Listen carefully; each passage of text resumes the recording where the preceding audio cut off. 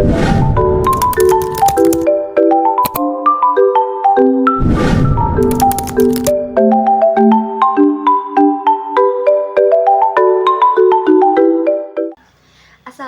warahmatullahi wabarakatuh. Halo semuanya, kenalin, aku Yusnita Kusumawardani. Kalian bisa panggil aku Nita. Jadi, di video kali ini aku bakal jelasin tentang dasar-dasar manajemen, yaitu pengertiannya, jenis-jenis manajemen, unsur manajemen, dan fungsi manajemen, terutama untuk fungsi planning. Simak terus videonya ya. Jadi, manajemen ini dalam bahasa Latin terdiri dari 3 kata, yaitu manus yang artinya tangan, agree yang artinya melakukan, dan managers yang artinya menangani. Jadi, istilah manajemen yaitu proses perencanaan, pengorganisasian, pengarahan, dan pengawasan usaha-usaha anggota organisasi untuk mencapai tujuan yang telah ditetapkan. Manajemen juga ada jenis-jenisnya loh. Penasaran gak sih apa jenis-jenisnya? Yang pertama, ada manajemen sumber daya manusia. Manajemen ini mengelola SDM menggunakan fungsi manajemen agar dapat berkontribusi bagi kepentingan individu, organisasi, dan masyarakat. Yang kedua, yaitu manajemen keuangan.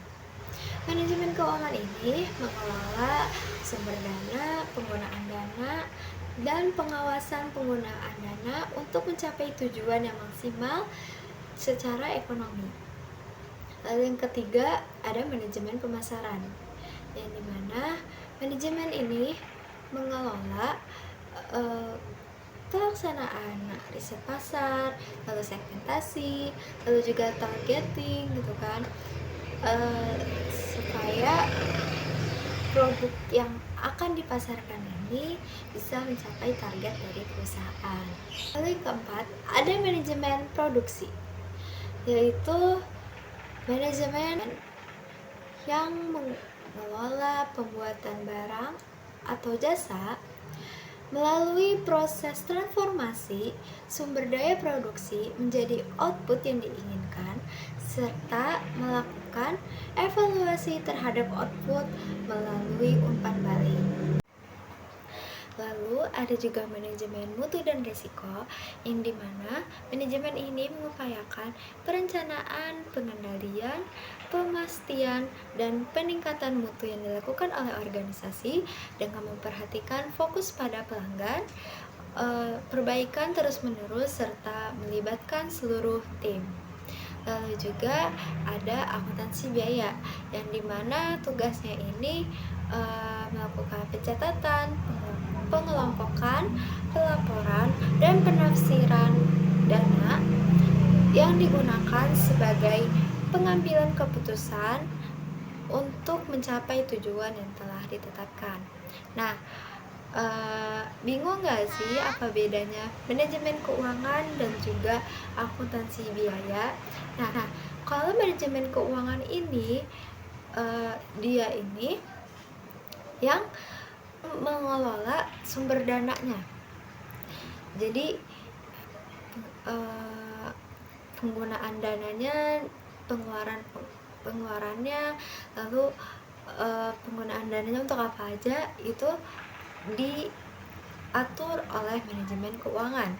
Sedangkan akuntansi biaya itu dia yang tugasnya ini hanya mencatat apa saja pengeluaran yang sudah dilakukan oleh perusahaan tersebut dan juga pemasukan yang ada di perusahaan tersebut.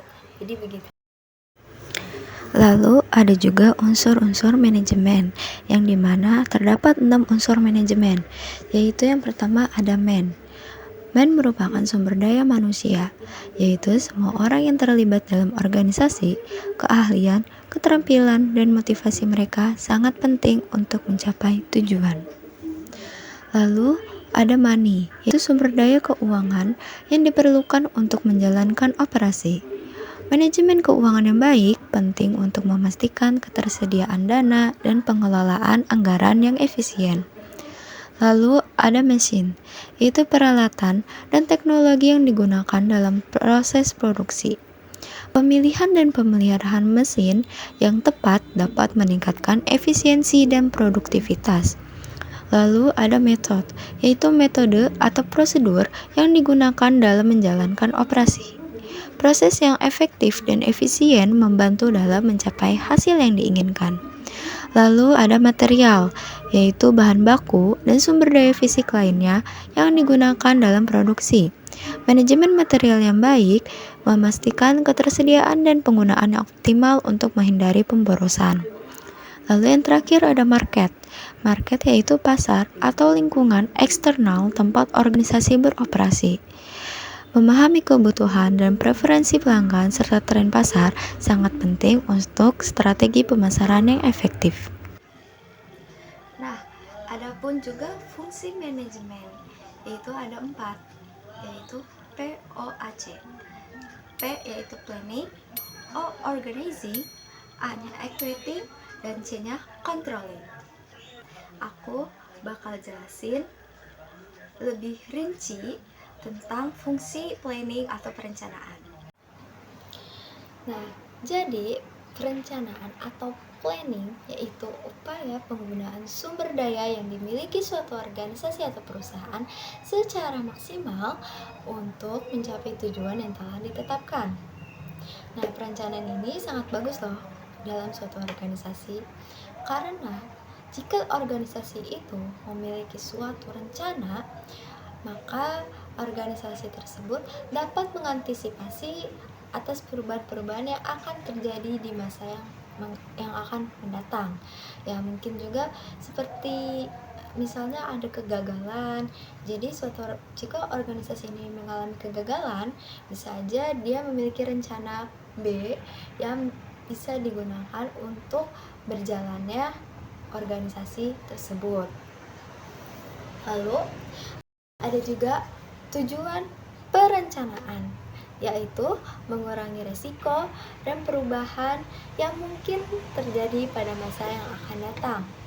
Lalu juga memfokuskan kegiatan pada sasaran yang telah ditetapkan. Lalu menjamin proses pencapaian tujuan dapat terlaksana secara efektif dan efisien. Lalu ada pun jenis-jenis perencanaan.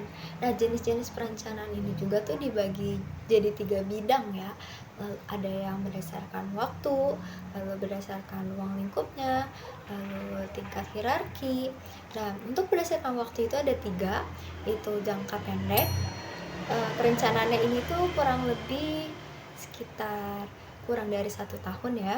Lalu jangka menengah, yaitu perencanaannya berkisar dari 1 sampai 2 tahun. Lalu jangka panjang, yaitu perencanaan yang dilakukan selama lebih dari 5 tahun. Lalu ada ruang lingkupnya, yaitu perencanaan fisik, perencanaan fungsional, perencanaan menyeluruh. Lalu ada tingkat hierarki, yaitu perencanaan strategis, lalu perencanaan taktis, lalu perencanaan operasional, dan perencanaan normatif. Adapun sifat-sifat perencanaan. Yang pertama, ada faktual, yaitu harus berdasarkan temuan fakta di lapangan. Nah, dalam membuat rencana itu tentunya harus berdasarkan fakta ya, supaya rencana ini tuh dibuatnya nggak asal-asalan gitu kan. Dan juga dalam melaksanakan perencanaan ini tentunya bisa dengan lebih mudah karena berdasarkan fakta atau kondisi yang sebenarnya. Lalu juga rasional. Membuat rencana itu tentu harus berpikir secara rasional untuk bagaimana mengatasi permasalahan yang akan mendatang nanti.